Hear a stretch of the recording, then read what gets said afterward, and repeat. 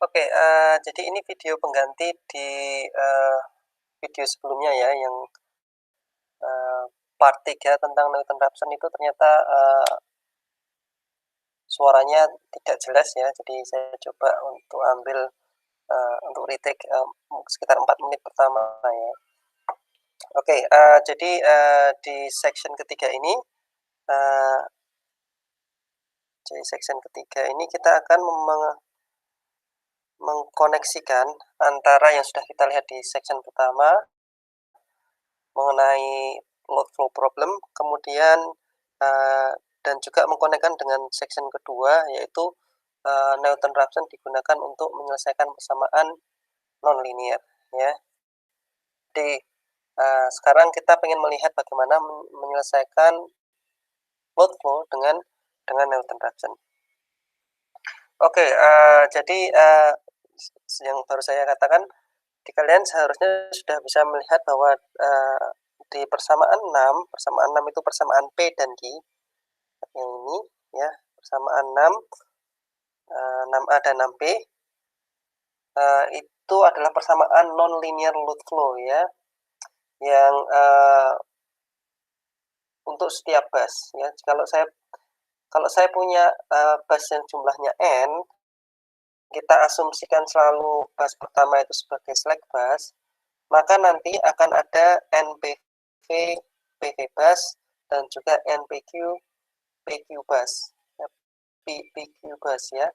Sehingga, secara total akan ada persamaan 6 tadi, NPV dan 2 NPQ. Kenapa?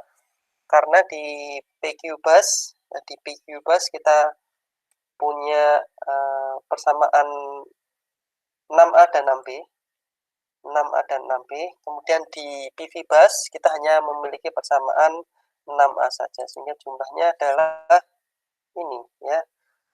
Kemudian, Newton Raphson yang di section kedua, kita sudah melihat bisa digunakan untuk menyelesaikan sistem dari persamaan non-linear ya. Jadi ini ceritanya ya.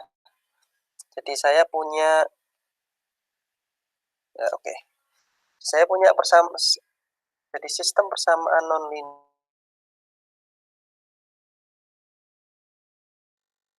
non-linear ini, kemudian saya ambil deret Taylor dengan mengambil hanya deret pertama saja, dengan high order term-nya kita neglect ya, kita abaikan, sehingga kita dapatkan persamaan ini ya. Ini adalah penderetan Taylor dari sistem fungsi nonlinear di atas ya. Saya bisa tulis dalam bentuk matriks ya. Di sini isinya adalah turunan pertama dari fungsi tersebut terhadap variabel, n fungsi, n variabel, ukuran matriksnya n by n ya.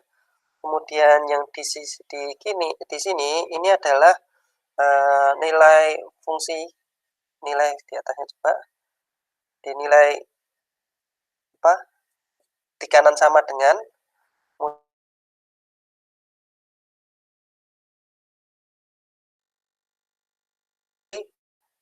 variabel x1 sampai xn terbaru, sehingga ketika dikurangkan mereka akan menjadi semacam errornya ya. Nah, persamaan ini menghubungkan antara error di nilai fungsi dengan error di variabel ya. Dan kemarin sudah di video sebelumnya sudah bisa kita lihat bahwa ini bisa dihitung dengan perbaikan variabelnya ya. Jadi itu di persamaan 7 dan bawahnya ya. Kemudian sekarang kita akan mengkoneksikan atau kita akan melihat bahwa persamaan load flow itu adalah sistem persamaan nonlinear ya, yang tentu saja bisa digunakan metode Newton Raphson untuk menyelesaikan. Minggu kemarin kita sudah belajar secara paralel untuk menyelesaikannya dengan Gauss-Seidel. Kemudian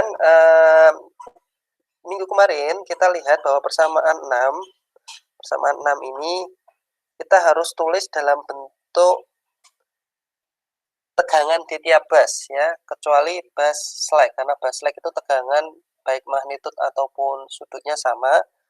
Sedangkan di Newton-Raphson itu akan kita lihat persamaan 6 ini tidak diubah apapun ya, tetap dalam bentuk P dan Q. Ya, dalam bentuk PI dan QI ya, PI dan QI. Jadi seperti itu, bedanya di situ ya. Nah, jadi persamaan 6 ini kita lihat, persamaan 6 ini adalah persamaan nonlinier dari fungsi magnitudo tegangan ya. Tentu saja ini magnitudo tegangan dikali magnitudo tegangan, dia seperti persamaan kuadratis magnitudo tegangan, dan juga dia fungsi dari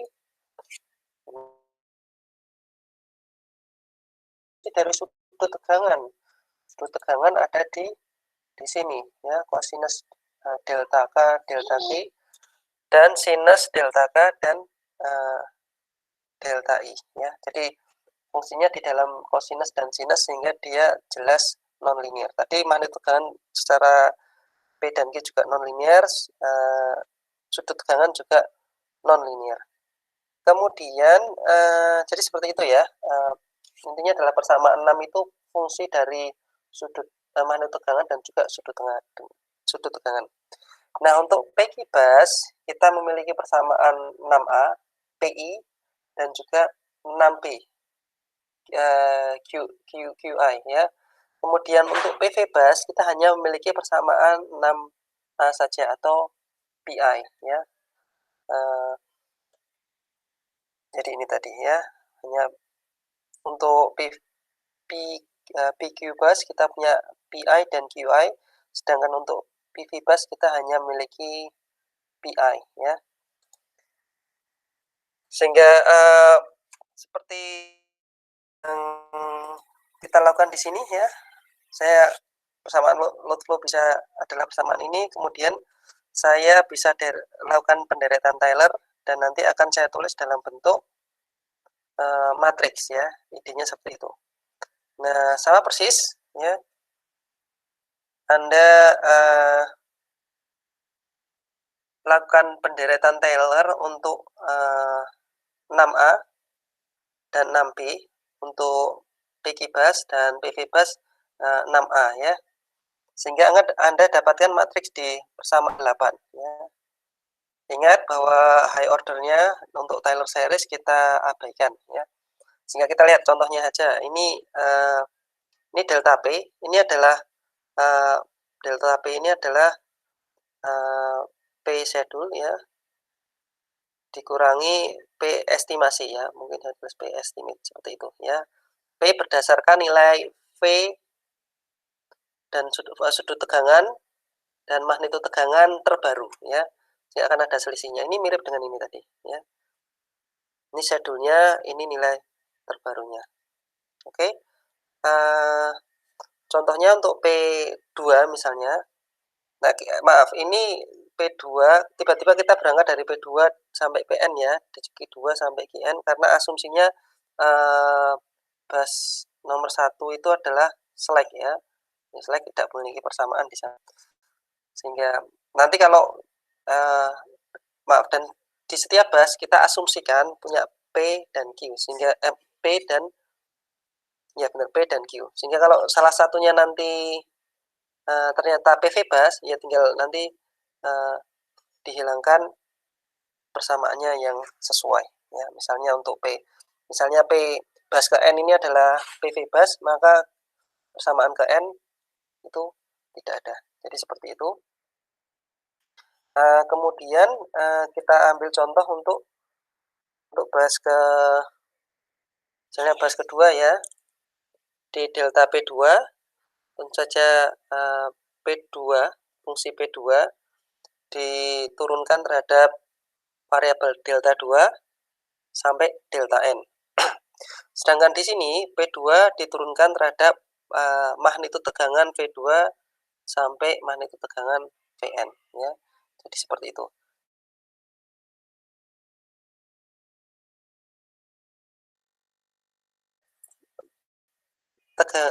turunan parsial P del P terhadap sudutnya, sudut tegangan. Sedangkan yang di sini, yang di sini P terhadap magnitudo tegangan. Begitu juga dengan yang Q, ya. Sini Q terhadap sudut tegangan, dan sini Q terhadap magnitudo tegangan, ya. Kemudian nah di sini ini adalah di Taylor series, ya. Ya, ini hanya perbaikan atau perubahan dari variabelnya, ya. Variabelnya ada dua, magnitudo tegangan, bentar, ada dua, magnitudo tegangan dan juga sudut tegangan, sehingga ini kelompoknya magnitudo tegangan, maaf, sudut tegangan, dan ini adalah magnitudo tegangan. Sehingga persamaan 8 ini dia menghubungkan perubahan kecil, ya, di variabelnya delta I dan juga delta magnitudo VI terhadap perubahan nilai fungsinya, ya. Sama dengan sebelumnya, delta P dan delta Q yang ini itu bisa dihitung. Sehingga Anda bisa dapatkan koreksi dari variabelnya dari nilai yang Anda berikan, dari nilai inisialnya Anda perbaiki terus-menerus. Jadi seperti itu. Nah, mungkin di pertemuan pertama atau kedua, ya, saya tidak ingat persis, bahwa saya pernah mengatakan bahwa di power system itu ada sesuatu yang menarik, bahwa P itu lebih berhubungan dengan sudut tegangan, sedangkan Q itu lebih berhubungan dengan magnitudo tegangan. Sehingga kita lihat, kita tidak akan belajar di sini, tapi kalau kalian nanti tertarik belajar metode yang setelah Newton-Raphson, ada metode yang disebut fast decouple, ya. Itu intinya dia berangkat dari sini, ya.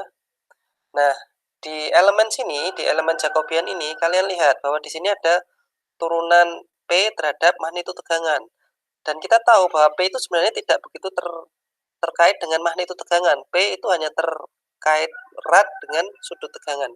Sehingga untuk fast decouple ini biasanya dibuat 0. Begitu juga dengan Q. Terkait dengan magnitudo tegangan. Sehingga turunan Q terhadap yang ini, terhadap sudut tegangan itu less relevan, ya. Sehingga fast decouple mengasumsikan ini 0 dan ini 0.